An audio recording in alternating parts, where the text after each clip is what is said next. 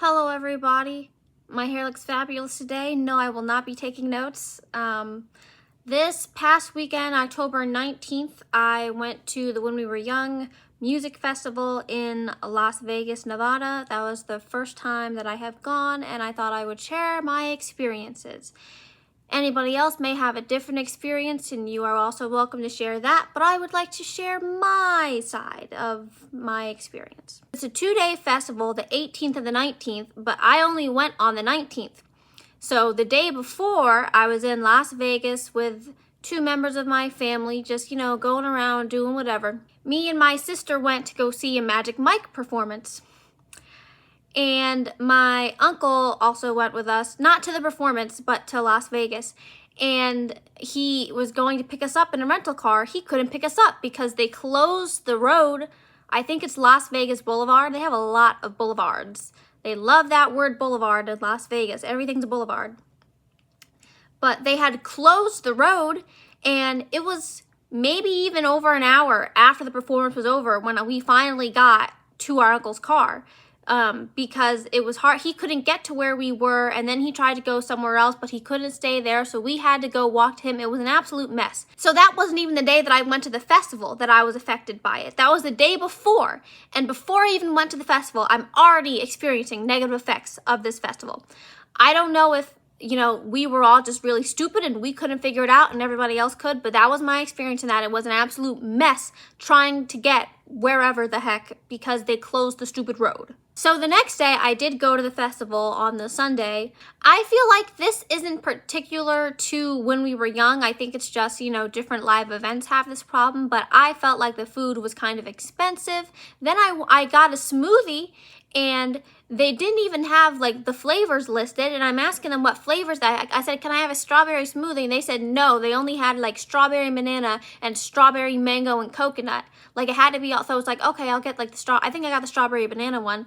And didn't even taste that good. It was kind of watery. No disrespect to the people there, it wasn't very good. And I was like, why'd I spend all this money on this?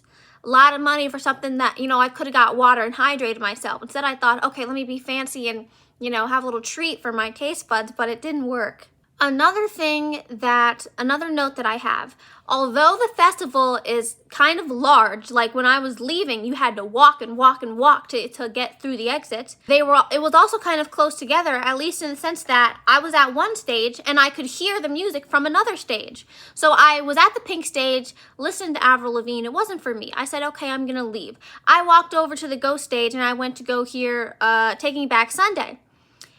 And as I'm there at Taking Back Sunday, I'm listening. I hear Avril Lavigne. I didn't want to hear Avril Lavigne anymore. If I wanted to hear her, I would have stayed at the Pink stage. I wouldn't have walked over to the Ghost stage. So tell me why I came for the Taking Back Sunday show and I still hear Avril Lavigne. Now, that may be a positive thing for some people. Maybe they wanted to hear both. So maybe, okay, I'll listen here. Oh, now I'll do this here, I'll listen to this stage. But for me, it was just kind of annoying because it's you can't fully immerse yourself in the one concert. Another note that I have, I feel like lots of people are going to disagree with me, but it's whatever. I felt like I did not hear real music until I heard Weezer come onto the stage. And I'll say I didn't hear that many bands beforehand because me and my sister came late. I did hear Bad Religion, I heard The Offspring, I heard Avril Lavigne, and just, little things here and there, maybe I can hear, but I didn't, walk over there and stand there and watch. Weezer came out and just killed it, played the right songs. Some people like to have a little bit too much of their own ego. They say, oh, we'll play this song from our new record. No, we don't want to hear that. Thank you. Lots of songs from the Blue Album. They played Pink Triangle off Pinkerton, which I wasn't expecting. And they played I Just Threw Out Love in My Dreams, which I love that song. Love that song. So I truly loved the Weezer set, and I was singing along, and it was absolutely great. I was surprised that my sister knew more of the lyrics. I didn't know she was so well prepared, especially considering the fact that she wasn't really going to see Weezer. One note that I did have was that one of the songs they played was In the Garage off of the Blue Album, and one of the lyrics is about Ace Frehley from the rock band Kiss. So it's I got Ace Frehley. And Ace Frehley had died a few days before, I personally felt like if you're gonna play the song and, you know, say his name, I feel like you should probably say, like, you know, rest in peace, or, you know, at least acknowledge it. Just very, very small. Not that that has to be the main focus of the whole thing, but I feel like if you're going to say his name, you should probably, you know, bring it up if you're going to sing the line.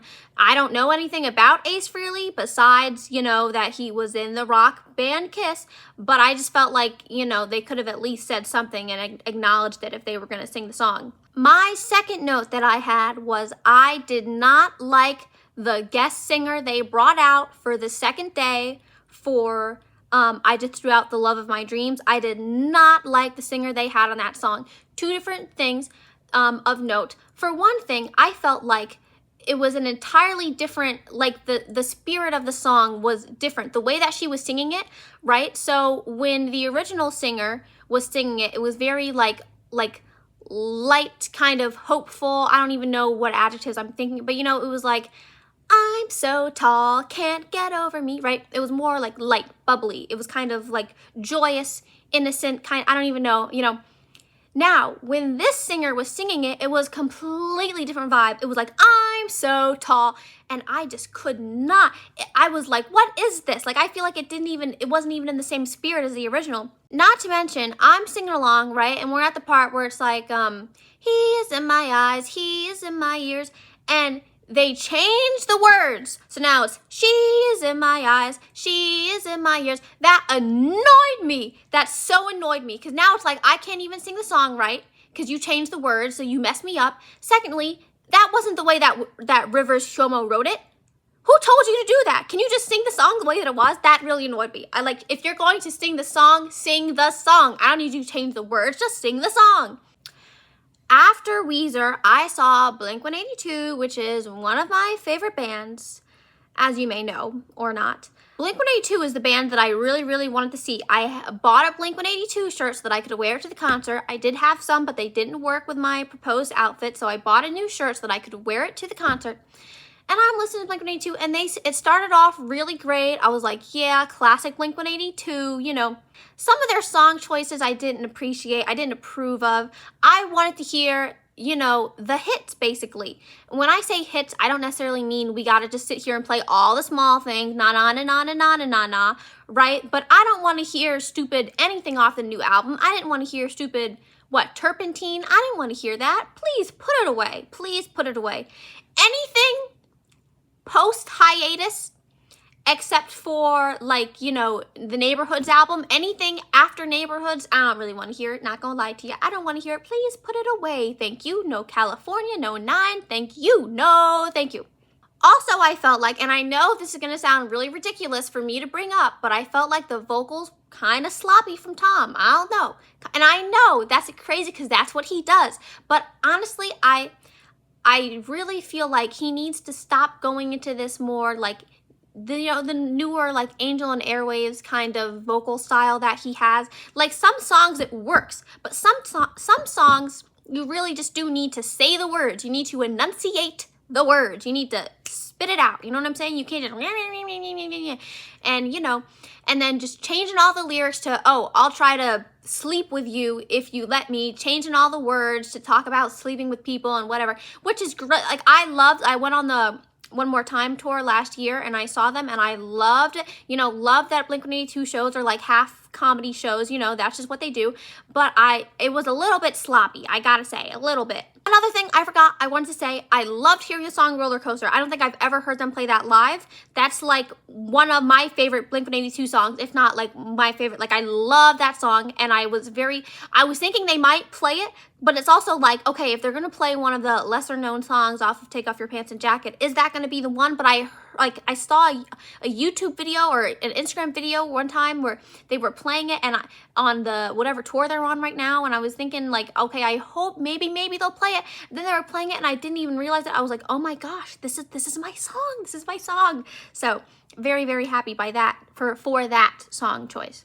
The last band that I saw at When We Were Young was Panic at the Disco, which I've seen Panic at the Disco one time before. I was a huge Panic at the Disco fan back in my day. We're talking, I have the A Fever You Can't Sweat Out box set, which I bought when I was in, I want to say, middle school, and I looked up on eBay, and now it's worth like hundreds of dollars. Like, I was that guy.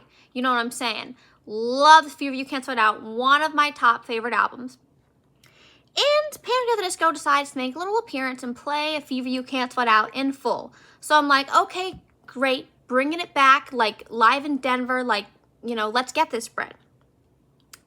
So Brendan comes out and he's singing the songs, and some people seem to think that Ryan Ross was going to be there.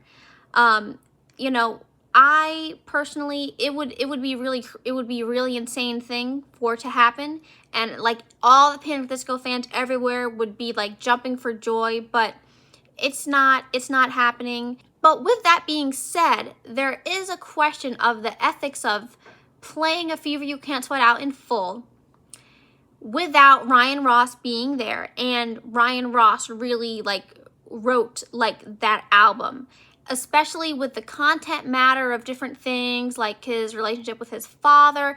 It just kind of, something seemed a little bit off to me with Brendan then going and playing this whole album that Ryan wrote, but Ryan wasn't even there. He's singing Ryan's words, but Ryan's not even there. But then I ask myself and I say, okay, when Blink-182 was on hiatus, did they stop playing the Tom songs? No, they didn't. They just got Matt Skiba to fill in and sing it, right? Did they stop playing Stay Together for the Kids, which Tom wrote about his parents' divorce? No, they didn't stop playing it. So why is it that I have a problem with the whole Ryan Ross thing and playing Ryan songs when he's not there? I don't know, but it's just a feeling that I had. It was just a feeling that I had. But then on the other side, I'm thinking, what did Brendon Urie do wrong?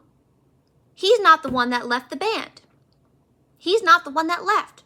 Ryan and John are the ones that left. Him and Spencer stayed. So why can't he play this Panic at the Disco song? But then I'm also thinking, okay, when you and Spencer are still there, okay, great. But for the years and years that it's been just Brendon Urie and it's the Brendon Urie show, why do you still go off of the name Panic at the Disco? You weren't even an original member. It was Spencer and Ryan.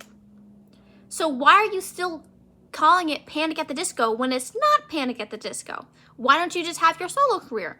But then on the other hand, I was happy that A Fever You Can't Sweat Out was finally getting the recognition it deserves, because Brendan was not playing these songs, okay? Forget I Write Sins Not Tragedies. He wasn't playing Build God Then We'll Talk. He wasn't playing, you know, Time to Dance. He wasn't playing these songs. He completely, sweep under the rug. We don't care about, Fever, it never existed.